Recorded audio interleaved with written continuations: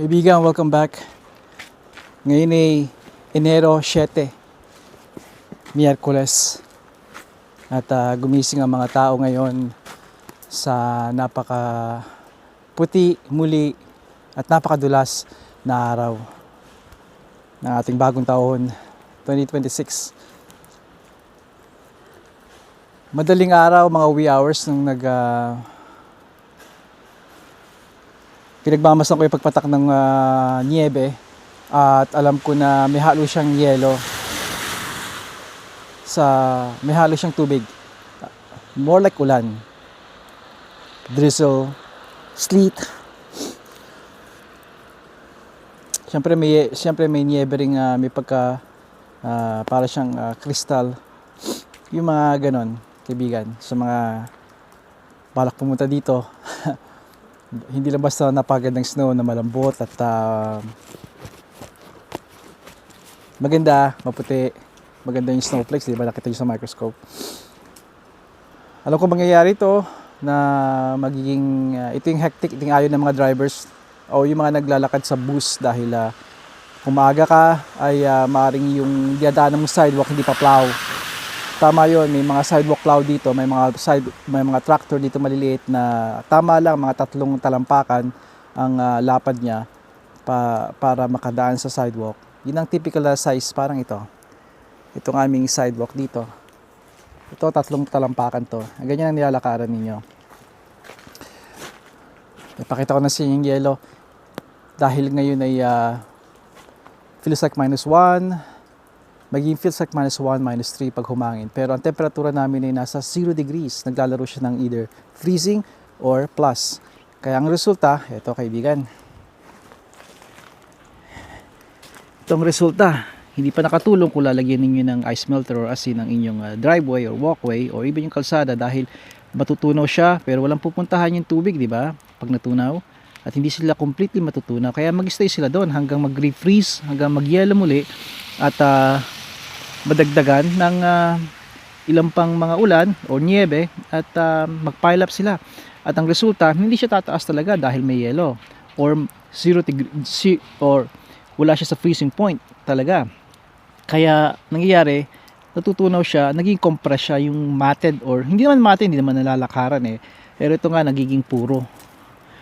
Okay? Ito ay kung walang content at floppy, mataas to. Okay?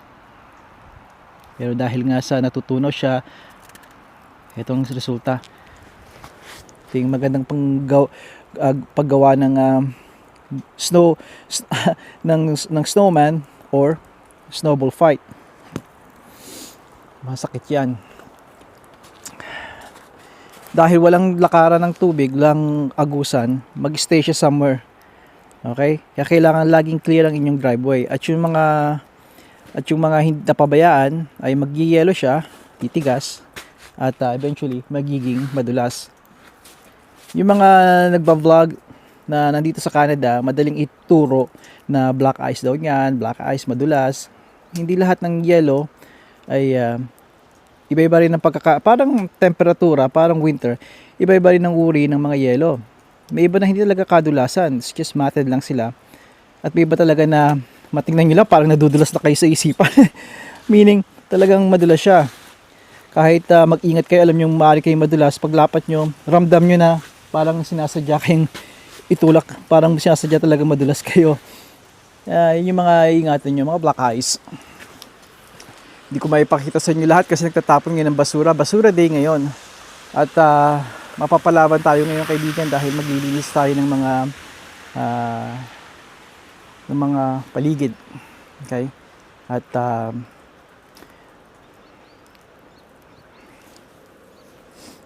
magta-travel tayo ngayon sa mga ibang town para tumulong.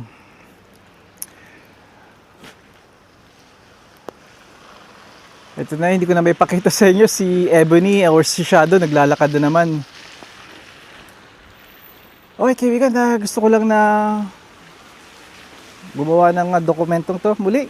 At again, pumatak mga 3 pinakamataas, 3 talampakan. Freezing rain, sleet.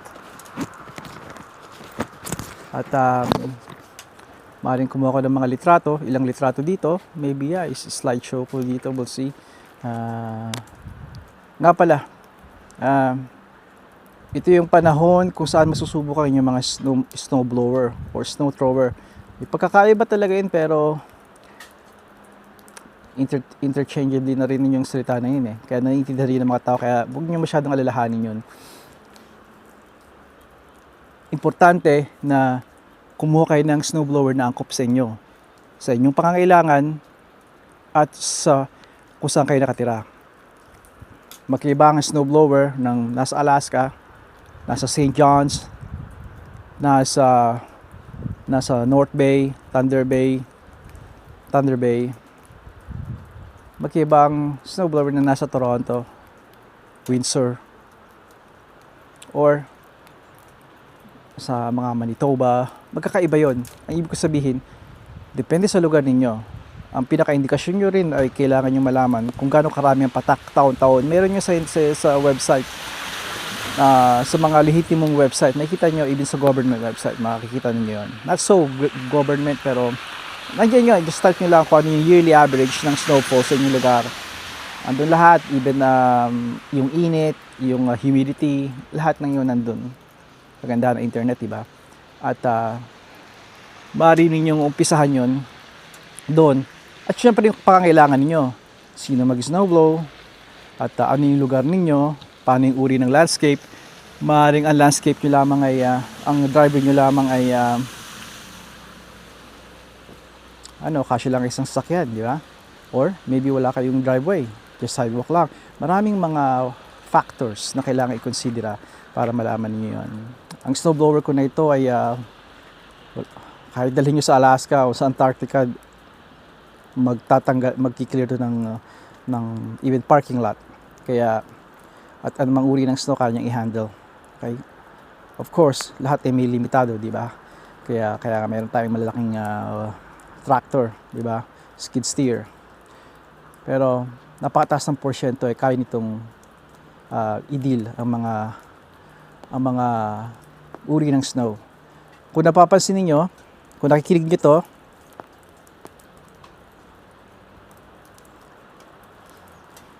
yun yung patak ng mga natutunaw na snow or yellow sa bubong, sa sanga, pumapatak dito, pabalik sa driveway. Kaya importante may ice melter kayo once na ma-clear ninyo ang inyong driveway. Hindi nyo kailangan na kudkurin talaga. Yun ang dahilan kung bakit meron kayong asin or ice melter. Once na makuha nyo yung kaya ninyo, just sa buyan nyo, parang nagpapatuka kayo ng manok, may mais kayo, mais, di ba? Patuka ng manok sa buyan ninyo. Lalo na yung bigyan nyo ng doble o mas marami kung saan naglalakad ng mga tao, lalo na yung mga mahal nyo sa buhay at mga seniors. Alright? Ice melter o asin. Kayo na bahala, magsaliksi kayo. I prefer ice melter. At kung gusto nyo pa makasiguro, samahan nyo ng buhangin. Dahil makakatipid pa kayo at sigurado na kahit matunaw na yung ice melter ninyo, nandun lagi yung buhangin na magsisilbing proteksyon. Kung matabo naman ang buhangin ng snow, at least insurance yun na once mawala ang snow at mapala ninyo, nandun pa rin yung buhangin. Huwag kayong magalala, hindi nyo mapapala lahat ng buhangin. Nandun lagi yan sa driveway dahil trust me, kakapit siya dyan. At hanggang spring, makikita nyo pa yan dyan. Magandang insurance sakali man na matunaw lahat at hindi kayo nakapag saboy ng ice melter or asin, ay nandun yung at naka-expose yung muli yung buhangin. At least added protection nyo sa inyong mga mahal sa buhay. Para sa akin mas mabuti kaysa sa mga pebbles na binibili na mga batong maliliit. Dahil although mabisa rin yun, ganoon din ang buhangin. Lalo pat may snowblower kayo, mas friendly ang buhangin. Okay kaibigan, dito ako magpapaalam sa inyo. At hanggang sa muli. 10 minutes, that's good. Nag-improve na ako sa time. Kaibigan Padayon. Stay warm.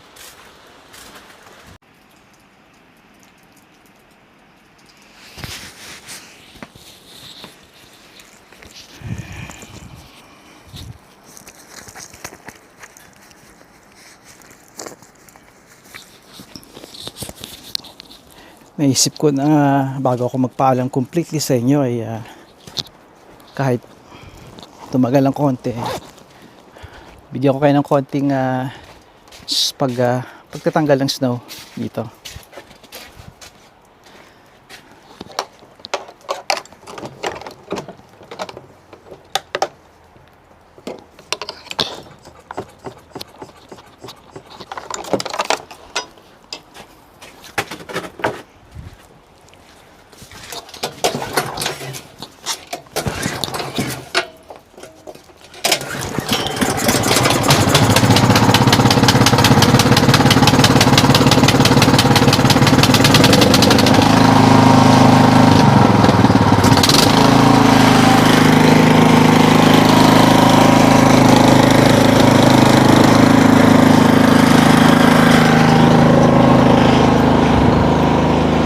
Painitin natin ng konti yung makina, yung carburetor,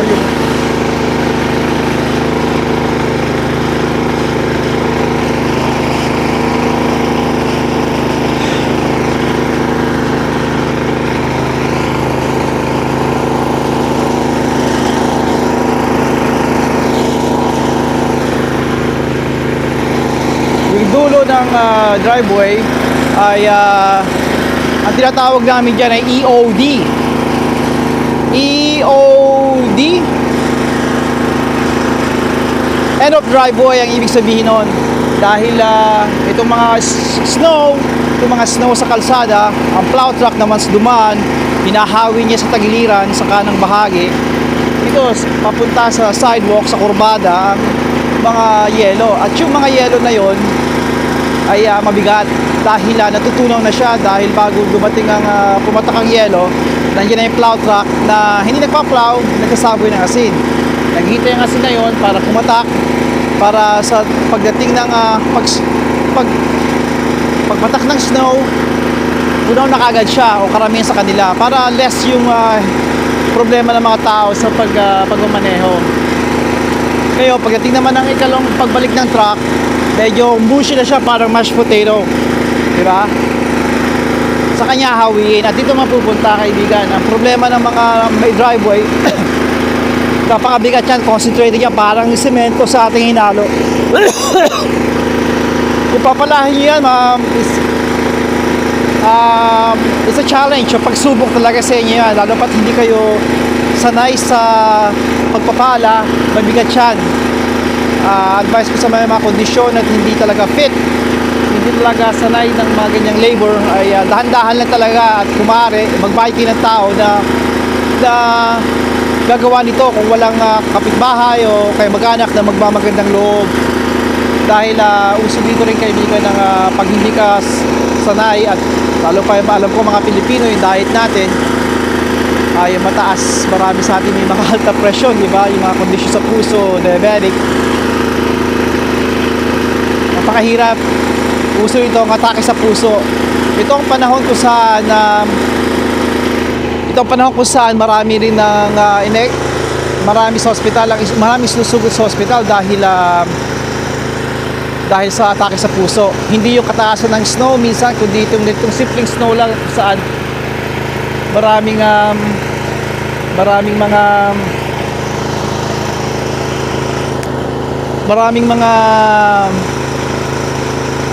nagpapala, may kabigatan ng pagpapala dahil concentrate to. Ngayon kung mataas ang snow at medyo hindi magaan lang naman, walang problema yon. Kaya ng hindi kasing dami ng mga talagang naatake sa puso dahil napakabigat nito. Ang problema ng mga tao, binibilisan nila ang pagpala, yun ang masama ang kombinasyon. Yung lamig, yung hindi sanay ang katawan sa pagpapala, mapagod, at masakit sa puso, mabigat sa puso at sa litid, sa puso, at dun nagsanhin ang atake. Kaya paalala lang, ingat kayo. Laging alalay lang, maliit na pala, okay lang yung maliit na pala. Nakakatulong kung maliit ang pala ninyo dahil maliit ang kuha. Kesa yung malaki, di ba? Pag malaki talagang may chance kayong scoop nyo yung malaki at doon nagsisimula yung problema. Madali kayo mapagod. Let's go.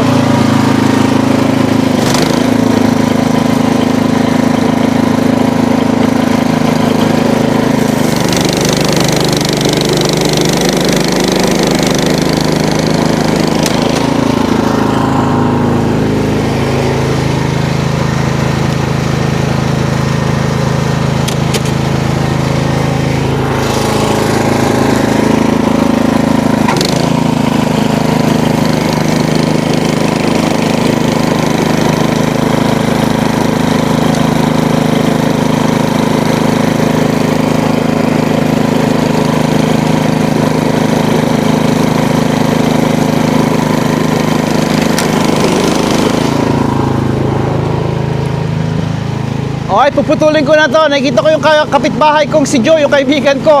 Nagpapala at katulad ng sabi ko, nagmamadali na naman siya. Kaya pupuntahan ko, tutulungan ko na kaibigan. Dito ko na kayo tatapusin ang video.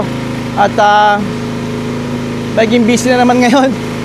Alright, take care.